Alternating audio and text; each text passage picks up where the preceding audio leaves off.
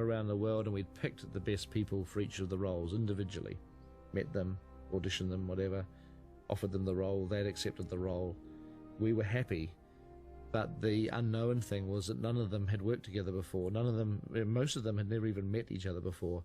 So there was a very nervous moment when suddenly we're in New Zealand 6 weeks out from the shoot and everybody starts getting off the plane. When I was getting ready to go out, they said, when you get to Heathrow, you'll be travelling with someone called Orlando Bloom. I just left my family behind and my friends and my life, and I was like feeling a little bit teary, you know, at the idea of leaving everything behind and my dog and everything. And I see this guy, you know, and I thought, he looks elf-like. And this wee fella walked over and he said, "You wouldn't be Orlando Bloom, would you?" He said, "Billy!" And I was like, oh my God, you're a hobbit. And we just had this huge embrace. And it was my birthday as well. I'd just turned 30 that day. So we had champagne on the flight. And then when we got to LA, because of the time difference, it was my birthday again. So we had more champagne, you know, because it's the 28th again. I'm kind of glad on this movie that I got to direct it and I didn't have to play a hobbit, because, you know, those guys had a fairly arduous time of it. They had to get up at some unearthly hour. How lucky are we to be in New Zealand to see this? That's half of why this movie is so amazing. This kind of stuff, every day. My day would start within the 5 o'clock hour, every day. For the most part. It's sometimes 4:30. That was lovely. The Hobbits would always start early because we had the prosthetics in the morning.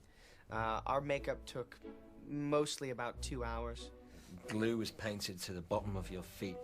Then you would slide into these prosthetic feet. They would then hair dry glue around the seams of your feet and paint them with airbrushes and paintbrushes. Standing up at 5 in the morning. And the whole time we're begging to sit down, but they don't let us. They couldn't sit and have their feet glued on because the way that their ankles would sort of be bent in the wrong position. So they had to literally just stand up when I'm sure they'd rather be in bed. We have to be really honest and say that when the days that we don't have feet, we're really excited. Because A, that means we have a later call, and B, we don't have to stand up for an hour and a half. I don't think my wife knows as much about my feet as Sean Foote. Isn't that ironic that Sean's last name is Foote? F-O-O-T-E. Sean Foote. O-E? No E. No E. I want to put an E on there because it's just too weird that your last name is Foote and that you work on my foot. My foots. No E. One of the amazing things about Elijah, I think, is he can sleep anywhere at any time. I mean, I've seen him do it. And, like, if they don't go back to him for, like, 15 minutes, he'll just be sitting there like that. Like, for 15 minutes. And then someone will go, "Elijah, yeah, yep, scene, right." And he goes. It's an incredible thing that he's got. I mean, he must have been so tired during that shoot. Because, you know, there was times when we had time off. Elijah pretty much had no time off, ever. I've seen him fall down 3 sets of staircases. Like, and then just get up and go, and just walk off. That is an incredible gift, man. He's like, you know, like Chaplin. I sort of appointed myself as his kind of minder. You know, I wanted to look after him and make sure that he was okay. Sean was very much Sam for me, you know, always looking after me, being there for me. Kept locking his keys in his apartment, and he'd leave and he couldn't get back in. And I was like, well, don't worry, I'll take care of it. And I would arrange, you know, to have a locksmith brought out there and you know, get his keys. And so he could continue going about having whatever fun he was having, you know, or talking to who he was talking to. And 45 minutes later, I bring him his keys, and Elijah, here's your keys. And he was like, oh, wow, great, thanks, you know, thanks for taking care of it. I saw the need for life to imitate art. Sam needed to look after Frodo as his sort of primary identity.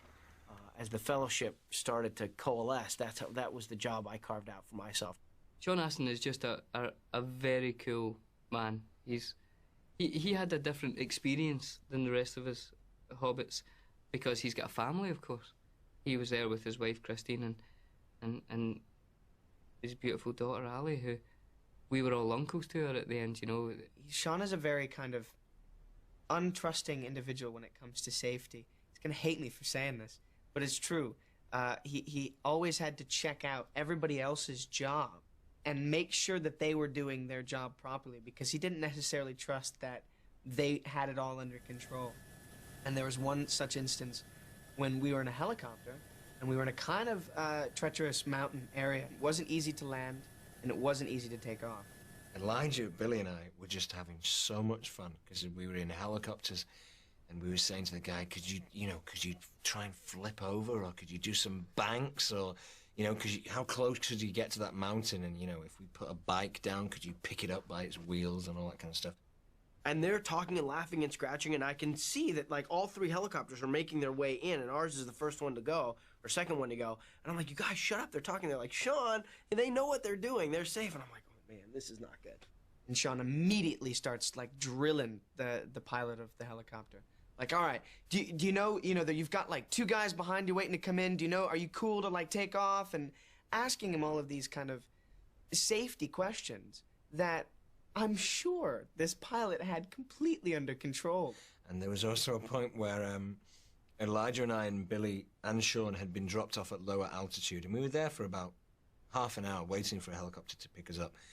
And we were throwing stones at trees and running around and having fun. And Sean was about 100 yards away from us, and he was directing helicopters into land. You see, you got 2 behind you. Hey, Bon. Come on in. Waving to the helicopter guy, pointing out where the other guys were, and they were waving me, and the hobbits were all making fun of me because I was, like, trying to be Mr., involved. We had a hiccup in the casting process because another actor had been cast in the role of Aragorn, and we just came to a realization that we had cast the role a little too young. It caused us a lot of headaches because we were now shooting the film. We couldn't stop shooting it, and we only had a very limited number of days that we could shoot without the character of Aragorn. I got a phone call at home saying, do you want to get on a plane tomorrow to go to New Zealand? And I said, for what? And then they said, the Lord of the Rings. I knew that this was a very, very important conversation, that he'd never met me before. He didn't know who I was. I never met him. He'd never been to New Zealand before. He hadn't read the Lord of the Rings. I just said, well, can I think about it for a minute? He said, well, not very long, but you have till this afternoon. And we somehow had to try to persuade him to take this role because we thought he would be really great, and we badly wanted him now in this movie. We were in a real bind. And I hung up the phone, and my son was with me there. He says, what was that about? Was that Lord of the Rings? I said, yeah, they're making a movie out of it. And he knew this story. I didn't. And I know that the person we really have to thank for persuading Viggo was his son, Henry. Because Henry was about, I think he was about 11 or 12 years old at that time, and he was a huge fan of the Lord of the Rings, and absolutely was beside himself when he thought that his dad could get to play Aragorn. So it was nice to have his blessing, you know what I mean? Most times that you're with Viggo, something amazing is not too far behind. He's like an old-fashioned movie star in my eyes, very gentlemanly and very polite and, very concentrated in his art. In a word, I would describe Viggo as being very inspiring. Being the natural leader of this group of actors in the Fellowship came very easily to him. Well, he was always doing things like, like he'd get all the Kieran, and pretend to throw him over the edge of the mountain. You can see the wildness in his eyes. He goes slightly mental. Something kind of clicks. And then he just rugby tackled me for some reason, really, like, bang. God, I wondered what would hit me, and what are you doing, He's an extraordinary guy, really. I mean, he believes in the truth in everything he does, I think, no matter what it is. And if he doesn't do it. He's an incredible artist in so many different forms. Photography and painting and poetry, and he just lives for the moment, it seems. He lives for life. Viggo is an incredible photographer, and he took a lot of photographs throughout the whole time. And, you sit at your little makeup station, and there's a mirror in front of you, and he just, from the beginning, day one, started to, make a collage all around the outsides of the mirror. And by the end of the shoot, There was no mirror left. They were overlapping. It was full of pictures, and then it became another layer and another layer. It's all the way up on the ceiling and wrapping around behind and trickling onto our mirrors. And he was thinking of, like, you know, buying the bus and taking it with him because it was such a brilliant collage of memories and moments. He doesn't just act the character. He has to somehow become part of the character. He and the character have to blend. And Vigo, I think, saw his sword as being the key into his character. And as a result, he didn't really want to go anywhere without his sword. I know there were restaurants he'd go and eat in at the end of a day shooting, where he'd carry his sword and he'd put it by the table as he was eating. He wouldn't drive anywhere in his car without the sword being in the back seat. That was on the way out of a Sunday rehearsal. When I was walking out of the gym, all sort of sweaty, half in street clothes and half in airborne clothes, waving the sword around, trying to keep a mental picture of what we'd just done, sort of, I guess, walking down the street, down to where my car was parked on a Sunday afternoon. Waving the sword around and looking like, this sort of desperate Rasputin character to them, probably. Cop cars conversing on me. There'd been some report. The interesting mix that John put on the thing was that he's not a big fan of rehearsing too much for fight scenes. And his method would be to say to the stunt guys, "How many of you are coming towards me?" And they'd say, 6. And he'd say, "Okay, who's first?" And the guy would go, "I'm first." And he'd go, "Okay, you come at me and I'll hit you with my axe, and then you come and I'll hit you, and you come and he would just take these guys out. And the stunt guys would, tough guys, big tough guys, they'd wear a lot of armor. And they'd say, "Okay, John, try and miss us, but if you do hit us, it's not a problem, we don't mind." He would hit every single one of them. Someone would come at him and he'd just bang, bang, bang. And the stuff that they got of John fighting is brilliant because it's real. The stunt guys are absolutely terrifying. They're just running away from this guy. As you can see, the shots that you're getting are incredible. He just looks on fire, but that is because John was wearing a prosthetic that limited his vision to this because he had, prosthetic skin, and his eyes were swollen because he was allergic to the prosthetic, so they were slightly shut. And he had no kind of, sideway vision. I mean, at times you just wanted to rip the damn stuff up and just scratch. Added to which I developed this topical eczema, which meant that basically every time the upper and lower eyelids were attached, I lost all the skin in this area. It was like a skin peel.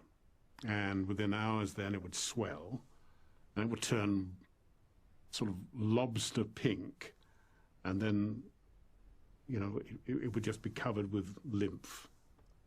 And it was itchy and painful, and one felt very, very self-conscious. John Rhys Davies took us to a restaurant, and it was when we'd only just started to get to know John, and we sat down at this huge long table, and he said, "I think I will order the food for tonight." And we said, "Oh, okay, on you go, John," and we were all having a conversation, and the waitress came over, and John ordered, food that would probably have fed maybe 35, 40 people, and there were about 12 of us. He just said, "We'll have 9 lobster and 15 shrimp and 12 red snapper, 15 filet mignons and some grilled mushrooms. I'll have 12 onions and wild boar and, all this kind of stuff, just like pheasants and grouse. And do you have partridge? Bring the partridge," all that kind of stuff. And, the brilliant thing about John is that because he's worked with so many amazing people and worked on some great jobs, all you need to do is give him the merest hint that you would like to hear something about a job that he'd done. And another decision we made was to redesign the Witch King, which when I say redesign the Witch King was really his helmet. John Howe is a big influence on the original helmet design. I did a lot of drawings and sculptures based off the helmets you see in his paintings, which are this very tall bucket, sort of round helmets with the crown of spikes on the top. But was just looked a little bit too similar to Sauron. Even people who had worked on the films who hadn't read the book, when they saw footage, thought, "Does Sauron show up at the battle, doesn't he?"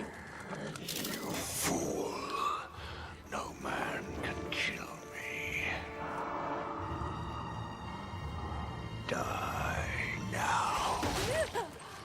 think at the end of the day, it was too removed from the Black Riders we'd seen in film 1.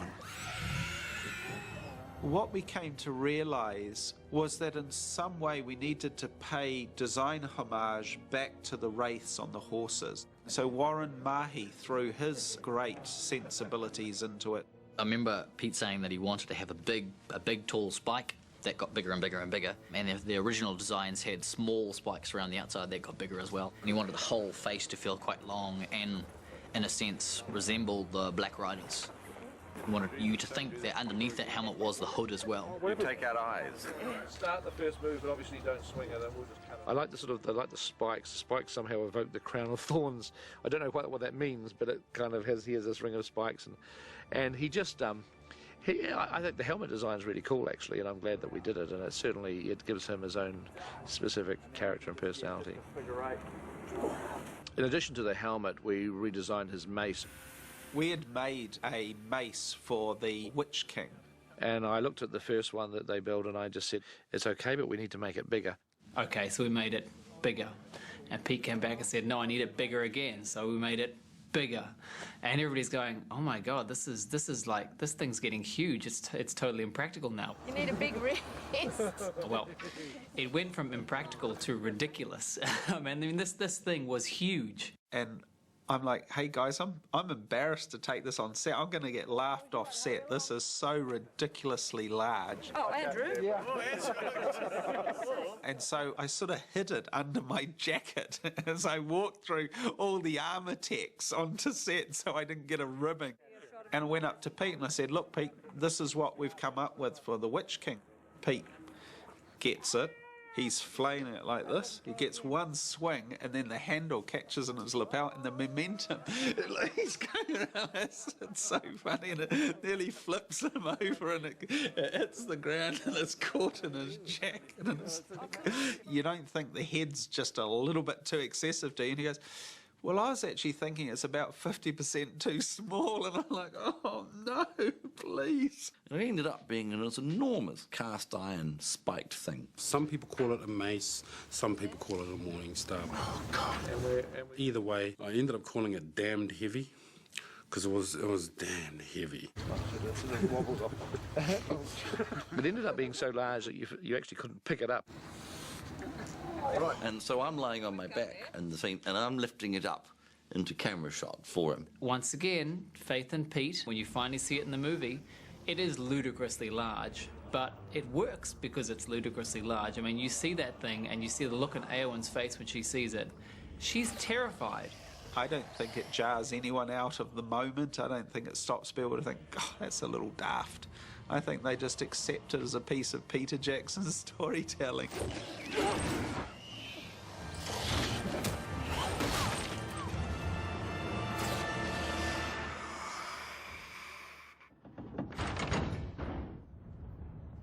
The Mouth of Sauron was a difficult character because you don't quite know what he is. Is he a human being? Is he an orc? I mean, in the book it seems like he's some sort of human in service of Sauron, like a quisling, like a traitor, a treacherous sort of turncoat. The rider was robed all in black, and black was his lofty helm. Yet this was no ring-wraith, but a living man. The lieutenant of the Tower of Barad-dûr he was, and his name is remembered in no tale, for he himself had forgotten it, and he said, I am the Mouth of Sauron. Richard's guys at Weta designed an interesting idea for a helmet, which was a helmet that didn't really have eyes or eye holes. Fantastic design by Warren.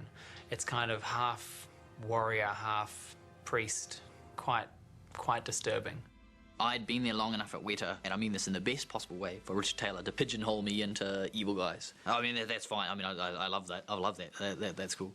So we talked a lot about the fact of, is he just an envoy for Sauron? Is he like a diplomat? Or is there some type of feed which is directly Sauron speaking? It was actually Ben Whitten who said, oh, well, what if he's actually blind? And so that's how the helmet was brought about. You know, we totally covered up his eyes. No, that's not talked about in the book. There's no mention of whether his eyes are covered or not. But yet, I think it's really cool. I mean, when I saw it, I thought, oh yeah, why not? That's a really nice idea.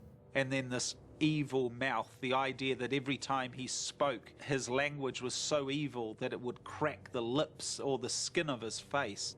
Mike Asquith sculpted this appliance, and this appliance was just a very, very subtle gelatin appliance that had all these splits in the makeup. We actually tried to do it in such a way that the splits would actually open, and as he articulated, the splits would open and close. We knew they were going to do it a little bit, but we didn't realize it was going to be that much. And it was just like, it was pretty creepy and pretty gross.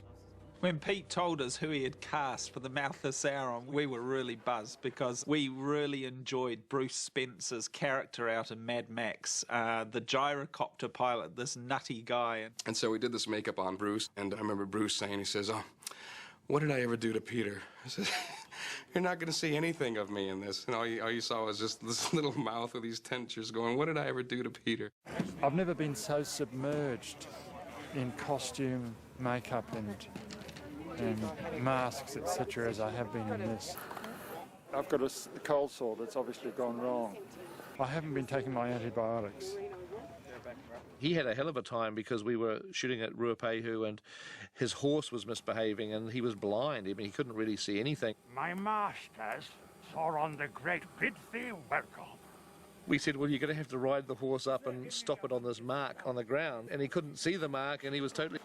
I think these days, to be a fully fledged actor, you've got to learn to ride. And I never really thought much about The Mouth of Sauron again for years, because we were working on the other movies, and then we got the footage out and we started cutting it together, and I kind of thought that people would be disappointed by it. My masters, Sauron the Great, bid thee welcome. And I somehow thought that, you know, the prosthetics look fine and the design is fine, but surely there must be something else we can do to make this character a bit more kind of memorable. Pete decided that he just, he wanted something a little bit different looking. He just wanted to make him look a bit more scarier. I then experimented with the idea of taking the mouth, which is obviously horizontal, and just simply cutting it out of the image and turning it sideways so it becomes a vertical mouth. You know, like it's there and it's sort of talking. And I thought that would be interesting. I was just trying to think of something that would make him unique and memorable. And so they did a test for me of the vertical mouth. My masters, Sauron the Great. Some of the tests looked really weird and just really creepy. But again, it was going to take quite a lot of time. Pete decided, no, let's not do that. Let's just keep what we had. But basically what a digital did is that they kept our original makeup, but they enlarged it by about 200%, I think it was. My master, Sauron the Great, bids thee welcome. And it's really weird. I mean, I was really pleased with the way that the effect worked because it gives you this uneasy sense that something's weird. I like it. It's one of those slightly subtle but sort of disturbing effects. We felt that we really had to do something more than just have Sauron staying in his tower as this flaming eye, that we had to have him make an appearance outside the Black Gates at the end of Return of the King. And we also felt that Aragorn has come this distance with his journey and that Sauron is his enemy, and that we had to somehow have this personal duel between Aragorn and Sauron. And that's not in the book, but we felt that it had to be in the movie. The original thought was to have some sort of, you know, angelic presence, you know, which essentially was the devil in disguise. The moment where Aragorn is dismounted and they're all standing there vastly outnumbered, and this blinding bright light shines on us, which blinds, you know, everyone except Aragorn at a certain moment sees something and walks toward it. It was Anatar, which is a representation of Sauron as he is in his true angelic form, not in the destroyed sort of evil force that inhabits the rest of the film. It was the form he took when he managed to fool the elves into actually creating the ring. And we thought that, okay, we've got Sauron confronted by this heir of Isildur. In a way, he's got to be feeling a bit nervous. He hasn't been able to find the ring, and he comes forward in this guise of seduction and beauty.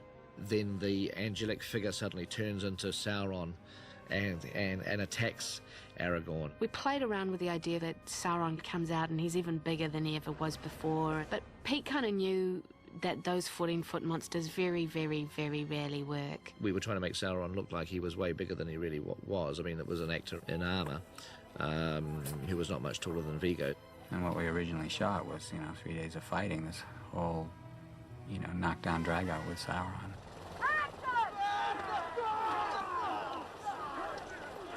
It was not what Tolkien imagined. And we realised that was actually totally demeaning to what Aragorn was doing. The story was so clear as to what was happening that this was all about Frodo and Sam. And Aragorn realises if they're still alive, then he has to do what he can to help Frodo and Sam.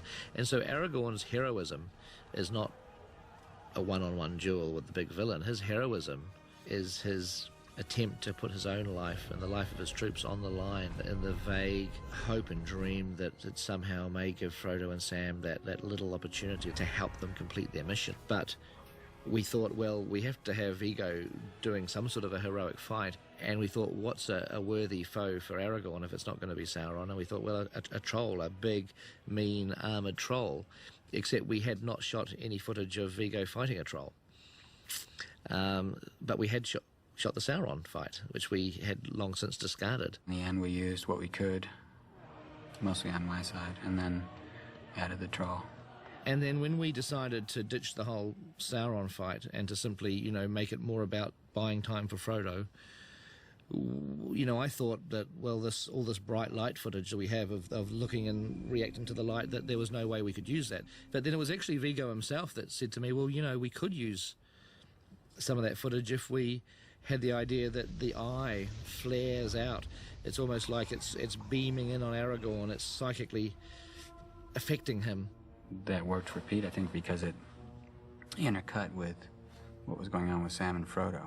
Without having to cut over to them, you realize, you know, so they shot, I think, then they shot that scene where you see the light leaving Sam and Frodo. We sort of got the best of both worlds, because we had that moment where he's drawn away, and just when you think that he's somehow being affected by this force, he turns and he says, "For Frodo." And you realise that he's not affected by it at all, and it really worked quite well. And so some of that original Sauron the Fair footage actually made it into the film in a completely different context. Blackgate's a Mordor location. We need an area that's a bit like a desert, because New Zealand's a very green country and quite mountainous. To actually find something flat with no vegetation is very difficult, and this area of the desert road is unfortunately the same area as the New Zealand Army do their live firing exercises. The Air Force drop bombs here, there's demolitions are done here. Because this is really the only place in the country that we'd be able to shoot this stuff. Unfortunately, because it's quite soft sand here, there's always going to be a certain amount left behind. The first day that we showed up there to shoot, we were taken into this big tent. This officer of the army stood up in front of us as we were all eating our eggs and bacon in the morning or whatever, and just said, "This is a bomb, this is a rocket, all these things you might find out here, don't touch them." So there are mines buried in the ground. Don't dig any holes in the ground, or don't kick anything, or because the army didn't want to be responsible for blowing us up. And we get out on set, and you're in the middle of fighting and stuff, and you look, and sure enough, there's the fins of a bomb sticking out on the ground. And we were filming right in the middle of it, doing a battle sequence, churning up the earth with all of us running around, jumping up and down. You know, constantly through the day, they'd be coming in and clearing it away. I'd rather you didn't capture that on film. They had some tape cordoning off a certain area, but I said, does that mean that inside this tape we're fine? No, but there's less bombs where you are than on the other side of that tape. Yeah, no, if you go halfway between way that and out. it's way over there. Now, you're not going that far, but that's where you'd be aiming. I was particularly nervous on one shot we did where we had Viggo and one or two of the other actors galloping across the desert towards the Black Gate. And I remember the army had sort of pointed out the zone that they'd cleared.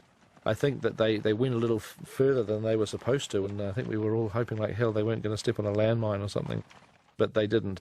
Added a little extra tension, added a little more chaos to the already existing chaos of our shoot. It's typical Pete Jackson, you know, he's just, I mean, you could see Pete like giggling and like loving the fact that we're in this place where, you know, it's like a death zone.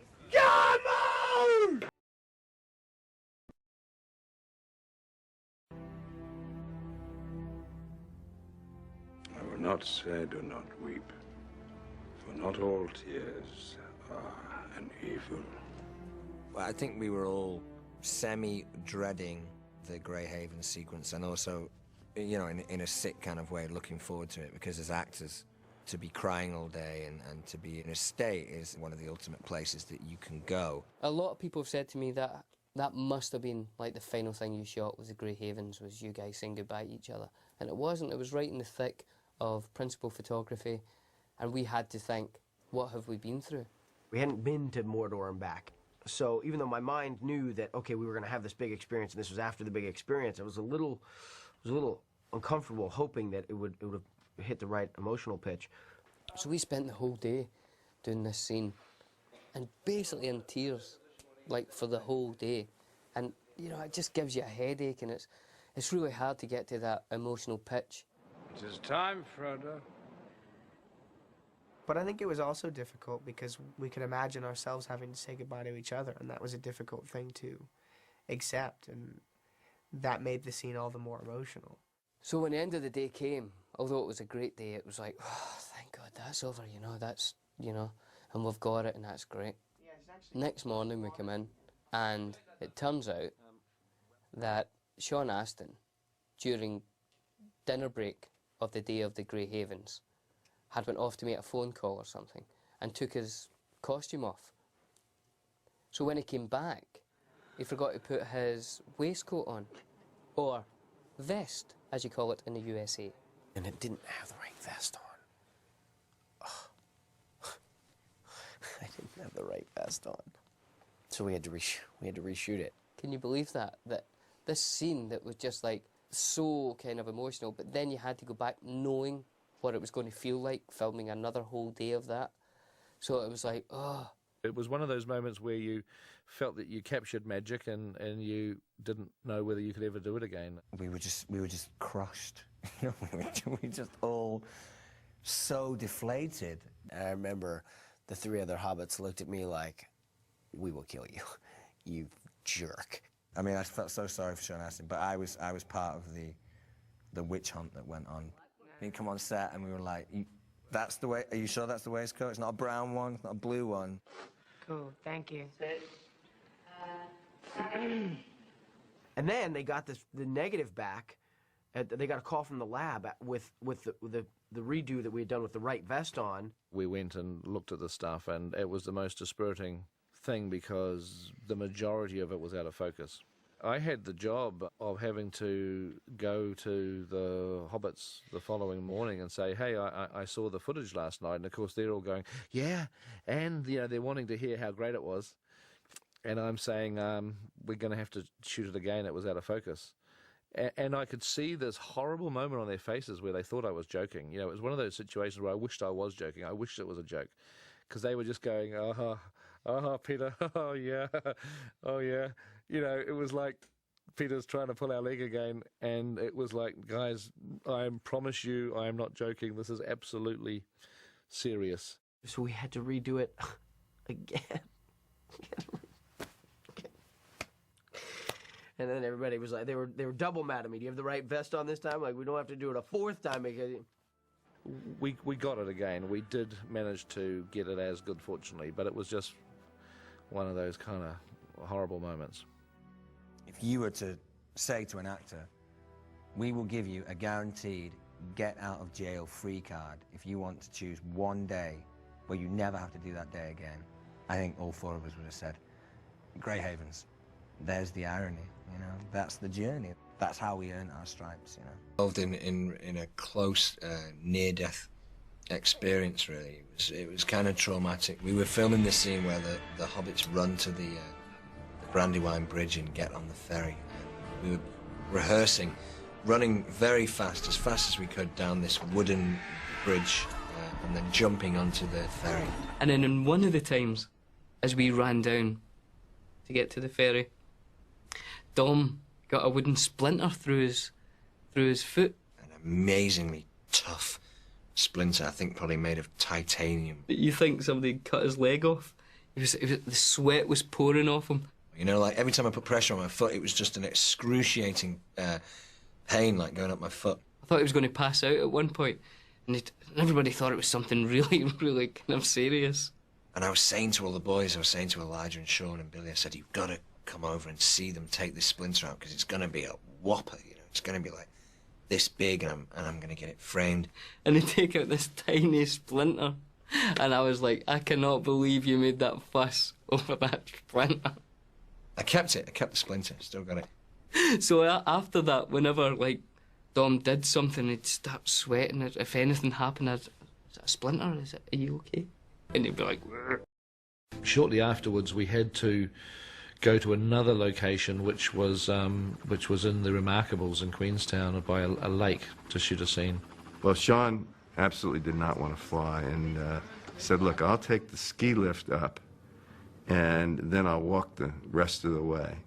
We've shot there for 2 or 3 days, and our day would begin with everybody flying in the helicopters. And as we flew over at 7:30 in the morning, we'd look down, and there'd be this tiny black speck climbing the cliff. It was almost like a cliff face, and it was Sean Bean dressed up as Boromir, like a human fly on the wall, clambering up this mountainside all by himself to sort of get to the location, because he didn't want to go there on chopper. He had like 2 hours of climbing to do. And they used to see me from the helicopter, you know, and I was sweating at the end. It was like a real adventure getting over that sort of mountain to get to the set, but I preferred doing it that way. That we have, there's always a danger of people getting hurt. I mean, you obviously take every possible precaution that you can, but people do get hurt. Fortunately, on the film, we never had any particularly serious injuries. Not really serious, although one of the worst ones actually happened to Sean Astin. And it was a relatively simple shot where Sean had to be on the shore of the lake, and he had to run out to the boat. I'm running at a dead sprint, and I get in, and my left foot and as my right foot lands about 2 feet in the water, just this huge sharp pain, and I grabbed onto the side of the boat, and I just looked down, and it hurt so bad.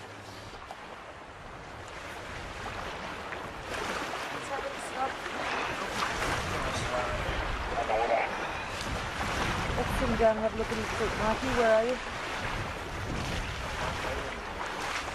Let's sit him down and have a look at his foot.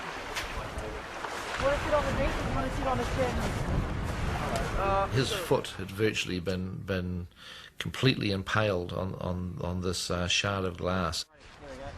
When they took the prosthetic off, it was a big, old, deep gash in the foot. I mean, it was a substantial cut. Doing the same action again. Oh my God!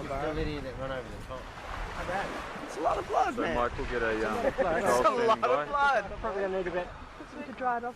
There was this sort of globular thing, this mass that came out of the slit in his foot, that I was fascinated with. Master Frodo can play with my clots anytime he wants to. I'm fascinated by his blood clot.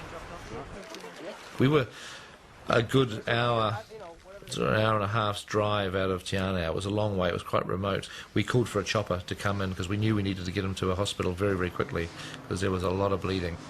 So the helicopter guy came out, and we jumped in, and it was Jacques Cousteau's pilot, the guy who had flown Jacques Cousteau around on some of his expeditions, which I thought was really cool. Boats, as beautiful as they are were pretty, pretty tippy. They were kind of flimsy in a way. And because of the scale issue, it was Kieran Shaw, was Frodo. And I remember that when we did the wide shot, we were really moving down that river. And Kieran, we were doing the first take, and Kieran's going, don't worry about me. And I'm like, what do you mean? I'm trying to talk without moving my lips, because they're running. And he goes, well, if we flip over, I said, we're not going to flip over. And he goes, if we flip over, just save yourself. I can't swim. I said, what? I couldn't believe it.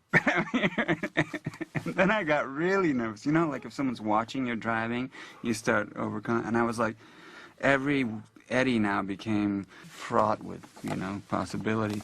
And after that take, I said, you're kidding, right? And he goes, no, I'm even afraid to take a bath.